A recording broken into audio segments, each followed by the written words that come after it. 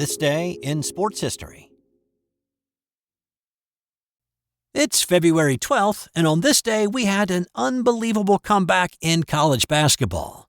The U.S. men's hockey team had a surprising win at the Olympics. No, it wasn't that one. And a battle on the golf course left two good friends estranged from each other for years. Those stories plus a few more and a non-sports fun fact at the end about Sesame Street's Elmo and a connection with the Unabomber. I'll get started right after this.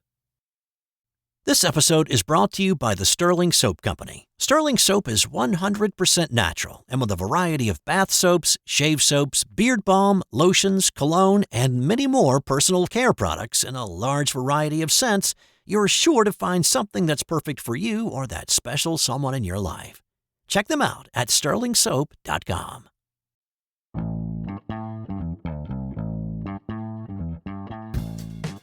Let's start off with some hoops magic that happened on this day back in 2005 when UNLV erased a double-digit deficit in less than 20 seconds. The Runnin' Rebels were on the road at San Diego State on this night, and with 20 seconds left, the Rebels had the ball, but they were down 10. An airballed three does not seem to be the precursor to a comeback, but in this case, it was.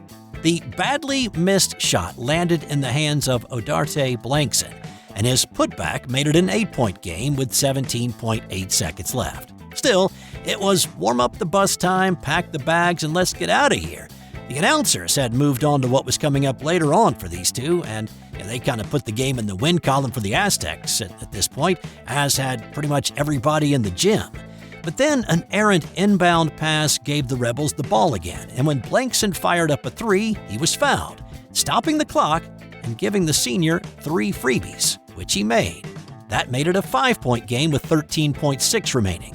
UNLV fouled on the following inbound pass. The Aztecs were in the double bonus at this point, but 2 missed free throws later, the Rebels had the ball again, and after Gerald Blassingame nailed a 3 with 7.6 seconds left, the lead was down to 2.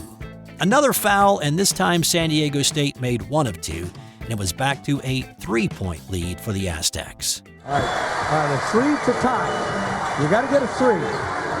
Here's Morgan. He hit a couple of threes in the first half. Terry, get it up. 1 second. The shot is up and good! It's good! We're tied! We're going to overtime! Curtis Terry drilled the game-tying shot at the buzzer. The game went to overtime, and the Rebels had all the momentum. UNLV outscored San Diego State in the extra period 12-10 to win by 2, 93-91. It is the largest deficit overcome in the final 20 seconds to win in NCAA history.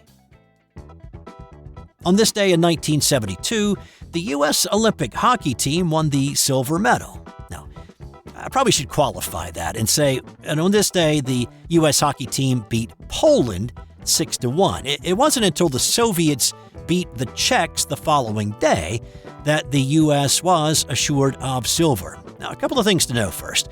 10 teams played 1 game each for 5 spots in the medal round at this point. The Americans beat Switzerland to advance to the round-robin tournament.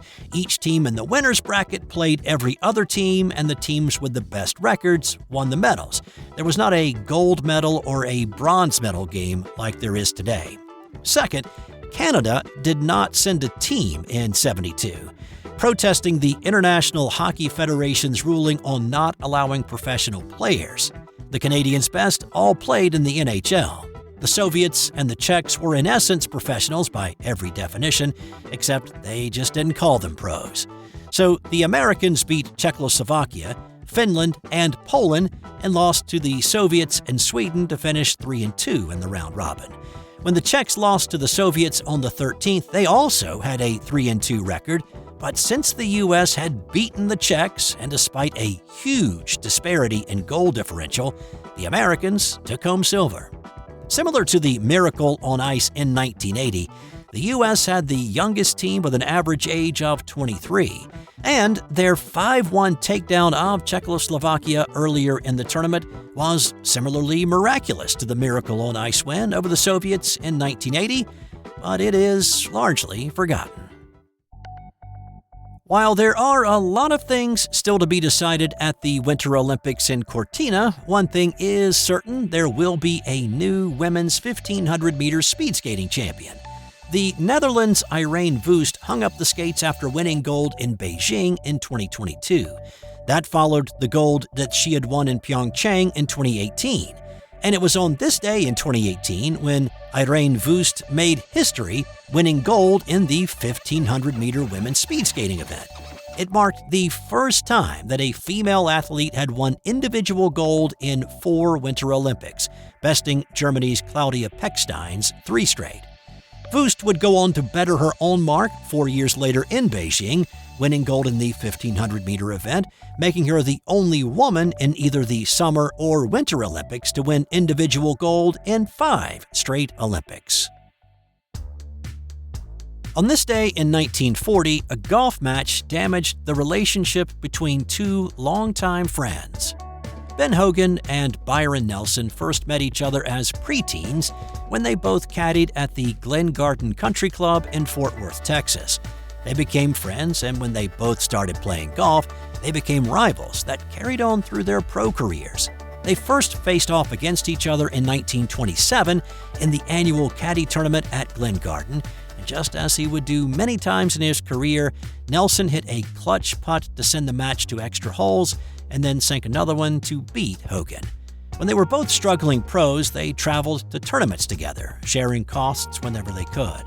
Now here in 1940, the 2 golfers were locked in a Monday 18-hole playoff at the Texas Open. And just like that first caddy tourney 13 years earlier, Nelson had rallied from a seemingly insurmountable deficit to tie Hogan at 13 under. Now, in order for this story to really make sense, you need to know that Hogan was still looking for his first win on the tour. And at this point in his career, the frustration was mounting. The incident that truly led to the wedge being jammed in their relationship began the day before. After Sunday's round, the 2 drove to San Antonio to do a radio interview together on a local radio station. Byron was the Southern gentleman with praise for Ben and his game. He was sure he would break through for his first win very soon. Hogan, on the other hand, was surly, and he answered a question about Nelson's game by saying, "Byron's got a good game, but it would be a lot better if he practiced. He's too lazy to practice." The air in the room grew icy after that comment. Now, this coming from a guy who'd yet to win on the tour, talking about a guy that was beating everybody week to week. The frostiness continued once they left the station. There were no words spoken on the ride back that night. The next day in the playoff, neither player seemed to take any pleasure in their game. Nelson had a 1-shot lead at the turn, but Hogan rallied, making birdies at 11 and 13 to take a 1-shot lead himself. He was 5 holes away from winning his first PGA tournament. But he faltered with a bogey at 15. Nelson made par, and then birdied the next to reclaim the lead. He held on to win by a shot and cashed the $1,500 winner's check. Now, for Hogan, it was his 7th top 10 finish so far that season, but it was another bitter disappointment, and he left the course in a hurry, refusing to talk to anybody about it. Nelson hung around to answer reporters' questions, and he was gracious in his comments, repeating his prediction that Hogan would break through soon and win his first tournament. His prediction would come true, but the relationship between the 2 childhood friends had been harmed. It would take several years before a thaw would happen. On this day in 1909, American James Clark ran the Brooklyn Marathon in a then record of 2 hours, 46 minutes, 52 seconds. It was estimated that 250,000 people lined the race route to watch the spectacle of 164 men lining up for this long-distance race, with many staking out spots on Coney Island or around Seagate. Now, a couple of things to know here. One, the 26.2 distance had not become standardized yet.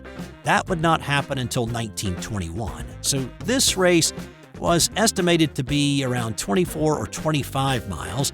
It could have also been longer, but we just don't know. There was no standard at this point. Also, shoes, sports shoes at this point were dress shoes with perhaps spikes attached to the bottom. If you take a look at what Clark wore that day, it's as if he just took his business suit off and started running. He appears to be wearing capped-toed shoes like somebody might have worn to the office.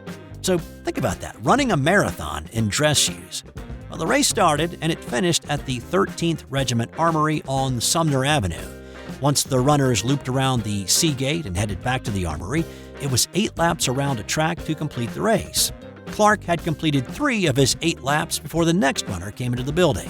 He finished 2 minutes ahead of the field with his 2:46.52, setting a new marathon record. And time now for today's That's Got Nothing to Do with Sports fun fact. The inventor of the Tickle Me Elmo doll was once considered to be the Unabomber. Mark Johnson Williams was born 22 miles from the eventual Unabomber's home. He had blueprints of a plane that Ted Kaczynski tried to blow up in 1978. He made frequent visits to Chicago, and of course, since he was building Tickle Me Elmo, was a frequent purchaser of electronic parts and fuses. Johnson Williams was relieved when Kaczynski was arrested on April 3, 1996. That's all I've got for you today. Come on back tomorrow for another edition of This Day in Sports History.